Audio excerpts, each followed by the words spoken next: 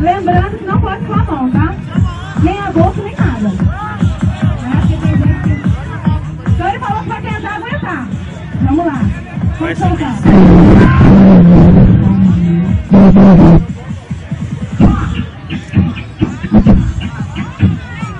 Devagar.